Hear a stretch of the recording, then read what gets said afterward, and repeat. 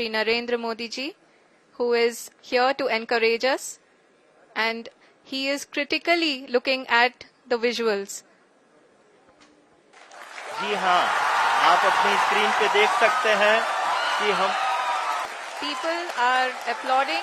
Let lander us all module wait to hear from the Secretary Department of Space and Chairman ISRO, Shri S. Somnath. तो हम भी चांद पर पहुंच गए। अब से कुछ देर पहले शाम 6 बजे यही वो पल था जब भारत चंद्रमा पर पहुंचने वाला दुनिया का चौथा देश बन गया। चंद्रयान 3 सफलतापूर्वक चंद्रमा की सतह पर उतर चुका है। हमसे पहले अमेरिका, रूस और चीन चांद पर पहुंचे थे। स्पेस रिसर्च में भारत के लिए आज ऐतिहासिक दिन है। जो बाधाएं मिशन चंद्रयान 2 में आई थीं, इस बार उनसे पार पाते हुए भारत का चंद्रयान 3 चांद पर पहुंच गया। पूरे लल्लन टॉप परिवार की तरफ से इस सफलता के लिए इसरो को, जो हमारी स्पेस रिसर्च की एजेंसी है, उसको, देश के सभी वैज्ञानिकों को, देश में वैज्ञानिक चेतना रखने वाले सभी नागरिकों को और देश के सभी रहवासियों को खूब सारी बधाइयाँ। और बड़ी खबर में आज बात भी इसी पर होगी। न सिर्फ चंद्रयान 3 की पूरी कुंडली खंगाली जाएगी, इसरो के चांद के अब तक के सभी मिशनों का इतिहास पढ़ा जाएगा और वैज्ञानिकों के हवाले से भविष्य भी बताने की कोशिश करेंगे। नमस्कार, सौरभ द्विवेदी नाम है हमारा और आप देखना शुरू कर चुके हैं लल्लन टॉप शो। चंद्रयान 3 का काम चंद्रयान 2 के क्रैश होने के बाद से ही शुरू हो गया था। 14 जुलाई 2023 ये वो तारीख है जब दोपहर 2:35 पर श्रीहरिकोटा के सतीश धवन स्पेस सेंटर से चंद्रयान 3 मिशन लॉन्च कर दिया गया। चंद्रयान 2 मिशन लॉन्च होने के ठीक 3 साल 11 महीने और 23 दिन बाद और लॉन्च के 40 दिन बाद आज 6:02 पर चंद्रयान 3 चांद पर उतर गया। इस मिशन का पूरा तिया पांचा हम समझने की कोशिश करेंगे, पर पहले तो चंद्रयान 3 मिशन की कुछ बुनियादी बातें जान लेते हैं। सबसे पहले तो यही जानिए कि चंद्रयान 3 मिशन का नाम है, किसी रॉकेट या स्पेसक्राफ्ट का नाम नहीं है और मुख्य तौर पर इसके 3 हिस्से हैं। पहला, उड़ाने वाला हिस्सा जिसे कहते हैं प्रोपल्शन मॉड्यूल। दूसरा, उतारने वाला हिस्सा जिसे कहते हैं लैंडर मॉड्यूल। और तीसरा, घूमने, घुमाने और जानकारी जुटाने वाला हिस्सा जिसे कहते हैं रोवर। पिछले वाले मिशन चंद्रयान 2 में एक हिस्सा और था, ऑर्बिटर। वो इस बार नहीं है। क्यों? क्योंकि चंद्रयान 2 का ऑर्बिटर पहले से ही चंद्रमा के चक्कर काट रहा है और चंद्रयान 3 उसी का इस्तेमाल करेगा। तकनीकी ज़बान में कहें इन हिस्सों को मॉड्यूल, लेकिन काम की बात यह है कि ये तीनों हिस्से करते क्या हैं। सबसे पहले प्रोपल्शन मॉड्यूल के बारे में समझते हैं। इसको आप एक पालकी की तरह समझें। यही हिस्सा लैंडर और रोवर को चंद्रमा तक लेकर गया और सही जगह लेकर लैंडर से फिर अलग हो गया। लेकिन जुदाई के बाद भी कुछ गुंजाइश तो रहती ही है। प्रोपल्शन मॉड्यूल लैंडर और रोवर से कम्युनिकेशन बनाए रखने के लिए ऑर्बिटर की तरह ही चक्कर लगाता रहा। लैंडर और इसरो के बीच संपर्क के लिए यही चैनल था। दूसरा हिस्सा लैंडर मॉड्यूल, ये एक स्पेसक्राफ्ट है जो किसी दूसरे ग्रह या चांद की सतह पर उतरता है, फिर वहीं रुका रहता है। पिरामिड जैसे आकार का होता है, हल्का लेकिन मजबूत। इसके अंदर ही रोवर को रखा जाता है। ये एक प्रोटेक्टिव शील्ड की तरह है जो लैंडिंग के वक्त रोवर को डैमेज से, नुकसान से बचाता है। हमने बताया लैंडर अपनी जगह पर जड़ रहता है, तो रिसर्च कैसे होगी? उसके लिए तो इधर उधर जाना पड़ेगा। तब काम में आता है रोवर। रोवर एक पहिए वाली डिवाइस या व्हीकल है जो सतह पर एक से दूसरी जगह जा सकती है। जैसे वो मशहूर कार्टून की भाषा में कहें तो डोरा द एक्सप्लोरर। इसका काम ही होता है इधर उधर भटकना, जगह को एक्सप्लोर करना, रिसर्च करना। मतलब पहले लैंडर लैंड किया, फिर उसमें से रोवर निकला और खोज के लिए चल पड़ा। कुछ रोवर्स को इंसानों के चलाने के लिए डिज़ाइन किया जाता है, जब ये एस्ट्रोनॉट के लिए एक गाड़ी की तरह काम करता है। बाकी मौक़ों पर, जैसे इस मिशन में, ये रोबोट की तरह खुद ही इधर उधर जाता है। चंद्रयान 3 में कोई इंसान नहीं गया है, इसलिए रोवर पूरी तरह से रोबोटिक बनाया गया है। आज क्या हुआ इस पर हम लौटेंगे, पर पहले ये भी जान लें कि 40 दिन तक चंद्रयान अंतरिक्ष में क्या कर रहा था। पृथ्वी से उड़ान भरने के बाद आज चांद तक आखिर कैसे पहुंचा चंद्रयान 3, स्टेप बाय स्टेप समझते हैं। 14 जुलाई को LVM-3 रॉकेट से चंद्रयान 3 स्पेसक्राफ्ट को लॉन्च किया गया। 16 मिनट बाद यानी 2:51 पर चंद्रयान 3 जियोसिंक्रोनस ट्रांसफर ऑर्बिट में शिफ्ट हो गया, यानी पृथ्वी से बाहर निकलकर पृथ्वी के चारों ओर की उस कक्षा में आ गया जिसकी पृथ्वी से दूरी हमेशा एक समान रहती है। यानी इस गोलाकार कक्षा में चंद्रयान ने पृथ्वी के चारों ओर घूमते वक्त हर समय पृथ्वी से एक समान दूरी बनाए रखी। इसके बाद चंद्रयान ने अपने इलिप्टिकल पाथ का दायरा बढ़ाया, यानी उसका हर चक्कर पहले से थोड़ा सा बड़ा होता चला गया। इसके बाद स्पेसक्राफ्ट ने ऑर्बिट ट्रांसफर किया और 6 दिन तक चंद्रमा की तरफ बढ़ता चला गया और तब जाकर स्पेसक्राफ्ट पृथ्वी की कक्षा से निकलकर चंद्रमा की कक्षा में पहुंच गया। फिर 13 दिन तक स्पेसक्राफ्ट ने चंद्रमा के चक्कर लगाए। इसके बाद चंद्रमा की बाहरी सतह से 100 किलोमीटर ऊपर प्रोपल्शन मॉड्यूल से लैंडर अलग हो गया। प्रोपल्शन मॉड्यूल ही लैंडर को इस स्टेज तक लेकर आया था और आखिरी में लैंडर ने चंद्रमा के ऊपर एक कक्षा में अपनी स्पीड को कम करना शुरू किया और आखिरकार आज चंद्रयान, लैंडर और रोवर चांद के दक्षिणी ध्रुव पर उतर गए। यहाँ एक बात जो काबिले गौर है, दक्षिणी ध्रुव है। जब से चंद्रयान 3 लॉन्च हुआ है, चांद के साउथ पोल की खूब चर्चा हो रही है कि आखिर दक्षिणी ध्रुव पर चंद्रयान को क्यों उतारा जा रहा है। दक्षिणी ध्रुव ही क्यों? असल में चंद्रमा के दक्षिणी ध्रुव के कई बड़े हिस्सों पर क्रेटर मौजूद हैं। सरल भाषा में समझें तो गड्ढे हैं और यहाँ पर अरबों बरस से सूर्य की रोशनी नहीं पड़ी है और इसीलिए चांद के दक्षिणी ध्रुव का तापमान काफ़ी कम है। तो उम्मीद ये जताई गई कि यहाँ के क्रेटर्स यानी गड्ढों में बर्फ मिल सकती है। इसीलिए सारे ताकतवर देशों ने अपने मून मिशन में चांद के दक्षिणी ध्रुव पर फोकस किया और वहां पहुंचने की कोशिश की। लेकिन सबसे महत्वपूर्ण बात यह है कि चांद के दक्षिणी ध्रुव के क्रेटर्स पर सौरमंडल के पैदा होने से जुड़े सबूत भी मिल सकते हैं। इसकी वजह वहां की अनूठी रचना बताई जाती है और इन्हीं विशेषताओं के चलते वैज्ञानिक ऐसा भी मानते हैं कि चांद का ये इलाका मानव बस्ती बसाने की क्षमता रखता है। मतलब चांद के इस इलाके पर प्लॉट काटे जा सकते हैं। अमेरिका का नासा भी अपने आर्टेमिस 3 कार्यक्रम के जरिए चांद पर 2025 में जो मानव अभियान भेज रहा है वो दक्षिणी ध्रुव पर जाएगा। दुनिया के दूसरे कई देशों की अंतरिक्ष एजेंसियां और निजी कंपनियां चंद्रमा के क्षेत्र का पता लगाने के लिए मिशन की योजना बना रही हैं। लेकिन भारत ने इतिहास रचते हुए चंद्रमा के साउथ पोल पर चंद्रयान 3 को लैंड करा दिया। चंद्रयान 3 मिशन से क्या पता चलेगा? लाख टके का सवाल कि जिसके लिए हमने दुनिया जहान एक कर दिए, तालियां बजाई, जश्न मनाया, बधाइयां दी, गले लगे, उस चंद्रयान से मिलने क्या वाला है? तो एक बात समझिए, चंद्रयान 3 मिशन से सीधे तौर पर कोई नई चीज नहीं मिलने जा रही।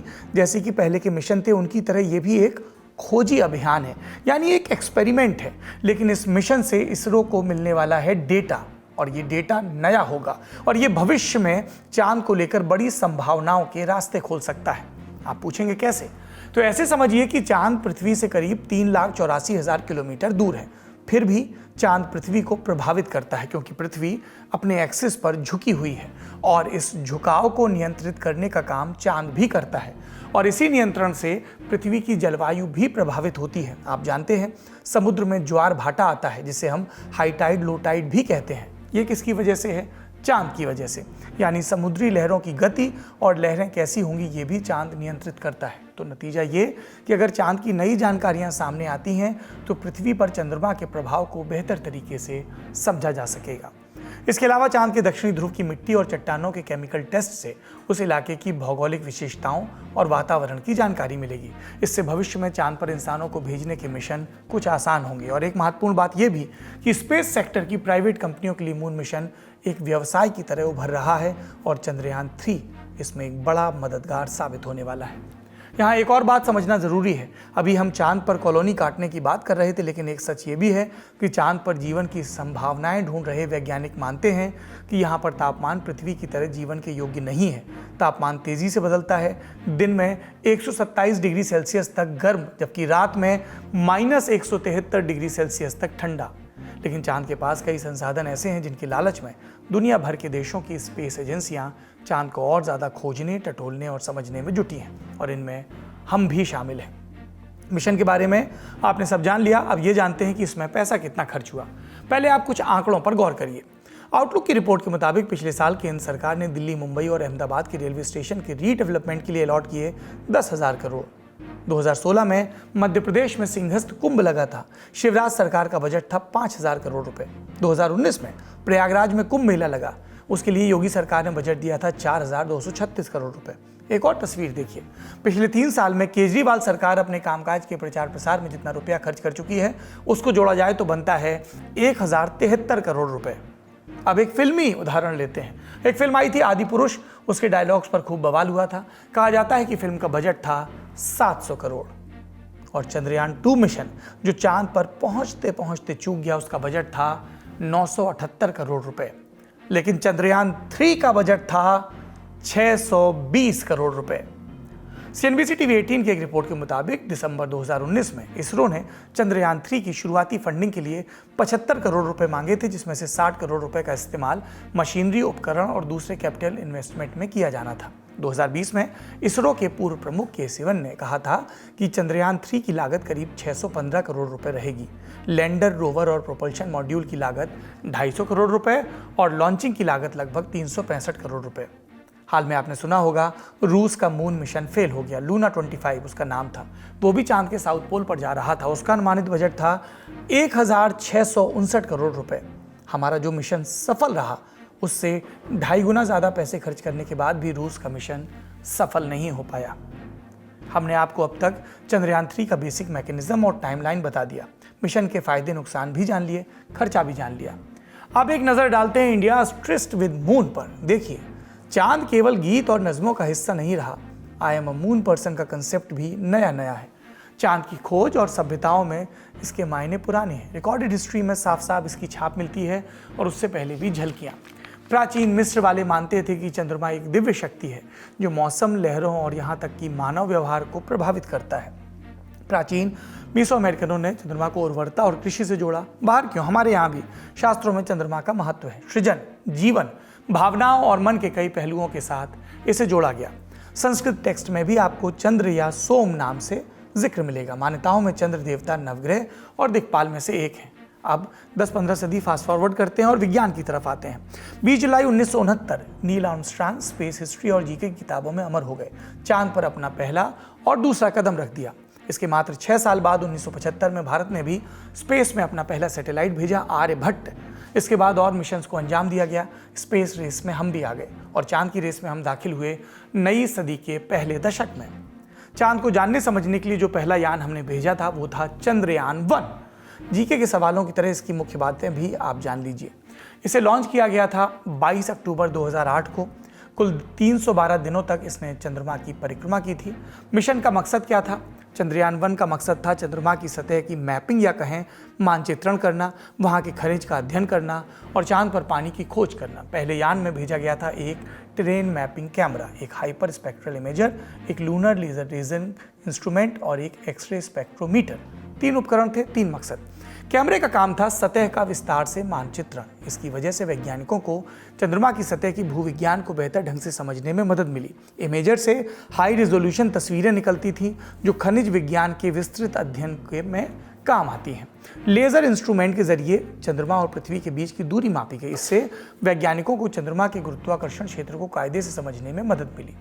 इन 3 अति संवेदनशील उपकरणों के अलावा चंद्रयान 1 में एक मून इम्पैक्ट प्रोब भी था। इसका इस्तेमाल चंद्रमा की सतह की संरचना को समझने और किसी यान की सतह से टकराने के वक्त उसमें झटका कितना लगेगा ये समझने के लिए भी किया गया था। इम्पैक्ट की एनालिसिस। इस मिशन का कुल खर्च आया मात्र 386 करोड़ रुपए।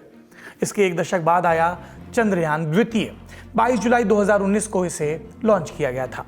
इसमें एक ऑर्बिटर, विक्रम नाम का एक लैंडर और प्रज्ञान नाम का एक रोबोटिक लूनर रोवर शामिल था। मिशन का मकसद था सतह की संरचना में भिन्नताएं रिकॉर्ड करना और चांद पर पर्याप्त पानी कहाँ है इसका पता लगाना। चंद्रयान 2 का ऑर्बिटर चांद के चक्कर काट रहा है। उसके जरिए चांद की सतह, गुरुत्वाकर्षण क्षेत्र और उसके वायुमंडल का अध्ययन किया जा रहा है। विक्रम लैंडर को मून के दक्षिणी ध्रुव पर लैंड करना था। इसके साथ 3 उपकरण थे। सतह की कंपन मापने को सेस्मोमीटर, मैग्नेटिक फील्ड मापने को मैग्नेटोमीटर और गर्मी मापने को थर्मल मैपर। लैंडर को ही प्रज्ञान रोवर को बाहर का रास्ता दिखाना था जिससे वो कुछ दिन चांद पर टहले और सतह की केमिकल एनालिसिस करे। लेकिन 7 सितंबर 2019 को विक्रम लैंडर अपने अंतिम चरण में दुर्घटनाग्रस्त हो गया। चंद्रयान 2 मिशन बेहद जटिल और चुनौतीपूर्ण था। इसरो ने अपनी जो एनालिसिस रिपोर्ट सौंपी थी उसके मुताबिक एक सॉफ्टवेयर ग्लिच की वजह से लैंडर अपने तय रास्ते से झिटक गया था। वैज्ञानिकों ने इस चूक की वजह पता लगाई और चंद्रयान 3 में इनसे पार पा लिया। चूंकि पिछले मिशन से हमने सबक लिए तो ये समझ लेना चाहिए कि अब की क्या सुधार हुए। हमने आपको बताया चंद्रयान द्वितीय का लैंडर रास्ते से भटक गया था। अब भटके हुए को कैसे समझें? लैंडर ऑल्टीट्यूड होल्ड फेज और फाइन ब्रेकिंग फेज के बीच था। ये टर्मिनल डिसेंट फेज में पहुंच पाता इससे 3 मिनट पहले ही नियंत्रण से बाहर हो गया और चांद की सतह पर दुर्घटनाग्रस्त। गड़बड़ी हुई दिशा बदलने के दौरान। इसे 55 डिग्री घूमना था लेकिन ये 410 डिग्री से ज़्यादा घूम गया। मिशन के फेल होने की वजहों पर स्टडी करके इसरो ने चंद्रयान 3 में ज़रूरी सुधार किए। पर जितनी हम बातें कर रहे हैं सब कुछ उतनी आसान था नहीं। मिशन के आखिरी 2 घंटे बहुत अहम थे और इन 2 घंटों में भी आखिरी 15 मिनट और भी क्रिटिकल। दरअसल मिशन के आखिरी 15 मिनट में लैंडर की स्पीड बहुत ज़्यादा हो गई। इस दौरान लैंडर हॉरिजॉन्टल यानी क्षैतिज चांद की सतह के समानांतर उड़ान भर रहा था। इन्हीं 15 मिनट के दौरान लैंडर विक्रम ने अपनी दिशा 90 डिग्री में बदली। अब चांद की सतह पर यह वर्टिकल यानी सीधा ऊपर से नीचे उतरना था। नीचे आते आते लैंडर को लगातार अपनी गति कम करनी थी और फिर हौले से चांद की सतह पर उतरना था। ये काम और पेचीदा इसलिए था क्योंकि इस वक्त इसरो का लैंडर पर सीधा कंट्रोल नहीं था। सारा दारोमदार उस प्रोग्रामिंग पर था जो इसरो ने हफ्तों पहले लैंडर के सिस्टम में फीड की थी। यानी लैंडर को एक लिस्ट पकड़ा दी गई थी, यहाँ से दाएं जाओ, वहाँ से बाएं जाओ और फिर फलाने मोड़ से यू टर्न ले लो। अब लैंडर को ये सारा काम अपने बूते करके दिखाना था। चंद्रयान 2 के प्रोजेक्ट इंचार्ज और तत्कालीन इसरो चीफ के सिवान ने इन्हीं 15 मिनटों को 15 मिनट्स ऑफ टेरर कहा था। आंकड़ों में समझें तो अभी 30 किलोमीटर की ऊंचाई पर लैंडर की हॉरिजॉन्टल वेलोसिटी यानी चांद की सतह की समानांतर दिशा में गति 1.68 किलोमीटर प्रति सेकंड थी, यानी 6000 किलोमीटर घंटा से ज़्यादा। इसी स्पीड को कम करते करते 0 तक लाया गया। इसके लिए थ्रस्टर इंजन को रेट्रोफायर किया गया। रेट्रोफायर के दौरान इंजन ने उल्टी दिशा में लैंडर को धकेलाया, यानी एक तरह से लैंडर ब्रेक मार रहा था और तब जाकर लैंडर तकरीबन 0 की रफ्तार से आज शाम 6 बजे चांद के 70 डिग्री साउथ लैटिट्यूड दक्षिणी अक्षांश पर उतर गया। चंद्रयान 3 की लैंडिंग के दौरान प्रधानमंत्री नरेंद्र मोदी भी कार्यक्रम से वर्चुअली जुड़े।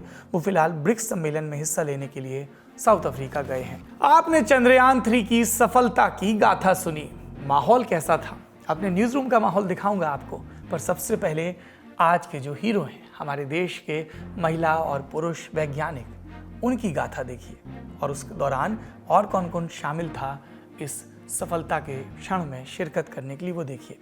चंद्रयान 3 की लैंडिंग के दौरान प्रधानमंत्री नरेंद्र मोदी इस कार्यक्रम से वर्चुअली जुड़े। वो फिलहाल ब्रिक्स सम्मेलन में हिस्सा लेने के लिए दक्षिणी अफ्रीका गए हैं। उन्होंने कहा, चंदा मामा अब दूर के नहीं टूर के हैं। मेरे परिवारजनों, चंद्रयान महाअभियान की ये उपलब्धि भारत की उड़ान को चंद्रमा की कक्षाओं से आगे जाएगी। हम हमारे सौर मंडल की सीमाओं का सामर्थ्य परखेंगे और मानव के लिए ब्रह्मांड की अनेक संभावनाओं को साकार करने के लिए भी जरूर काम करेंगे। मिशन सफल रहा। अब इस सफलता के पीछे के चेहरों को पहचान लीजिए, क्योंकि ये उनकी ही मेहनत और बुद्धिमत्ता का नतीजा है कि चांद पर तिरंगा लहरा रहा है। इस पूरे प्रोजेक्ट को देख रहे थे वीर मुथुवेल प्रोजेक्ट डायरेक्टर थे, मिशन को ट्रैक करने वाले। ISRO telemetry tracking and command network यानी ISTRAC के डायरेक्टर थे BN रामकृष्णा। ये दूसरे महत्वपूर्ण व्यक्ति हैं। UR राव स्पेस सेंटर, जिसे पहले इसरो सैटेलाइट सेंटर ISA के नाम से जाना जाता था, उसके डायरेक्टर M शंकरन। चंद्रयान 3 के मिशन डायरेक्टर थे S Mohana Kumar. Liquid propulsion system centre के director V Narayanan. Vikram Sarabhai space research centre के डायरेक्टर S उन्नीकृष्णन। ये सभी देश के नामी साइंटिस्ट हैं। इनके नाम याद कर लीजिए। इनकी बरसों की मेहनत आज चांद पर दिख रही है। इस मेहनत पर इसरो के डायरेक्टर S सोमनाथ ने क्या कहा, आइए सुनते हैं। Let me take this opportunity to thank the people behind this mission. The project director of Chandrayaan 3, he is here. Veera Muthuvel, congratulations to you. The associate director, Kalpana, and the mission operations director, Srikanth. And the satellite was built at UR Rao Satellite Center, Shankaran, the director.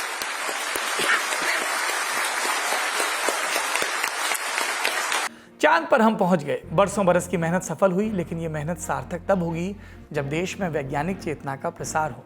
कोई लड़का या लड़की अपने घर में ये कहे कि उसे साइंटिस्ट बनना है, तो स्कूलों की दूरी, माध्यम की जटिलता या विषय उसके जेंडर के अनुकूल है या नहीं, ऐसे अवरोध ना आए। जैसे हमारे चंद्रयान 3 ने सभी अवरोधों को पार कर सफलता हासिल की, उसी तरह से देश में तर्क शक्ति, सवाल पूछने की क्षमता, जिज्ञासा और सवाल का जवाब देने का धैर्य, इसका प्रचार प्रसार हो। समाज में विज्ञान को और वैज्ञानिक सोच को प्रधानता मिले, क्योंकि सिर्फ साइंस में अच्छे नंबर लाने से वैज्ञानिक सोच नहीं आएगी।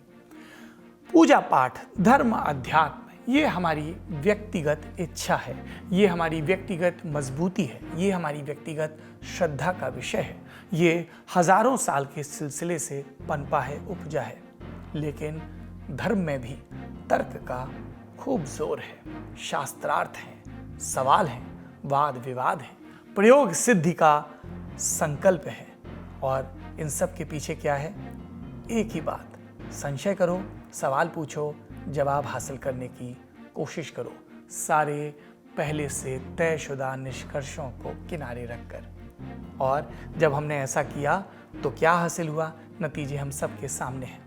सक्सेस या फेल्योर विज्ञान का नियम है, इसमें नाकाम होना भी सफलता है। हम चंद्रयान 2 में असफल रहे, लेकिन उन असफलताओं से हमने आज की सफलता की कहानी रची। इसलिए चंद्रयान की सफलता को हम और आगे ले जाएं, विज्ञान में रुचि लें, विज्ञान के क्षेत्र में क्या नए प्रयोग हो रहे हैं उसका जायजा लें। आज उम्मीद की बात क्या करें अलग से, पूरा का पूरा लल्लन टॉप शो उम्मीद की बात है।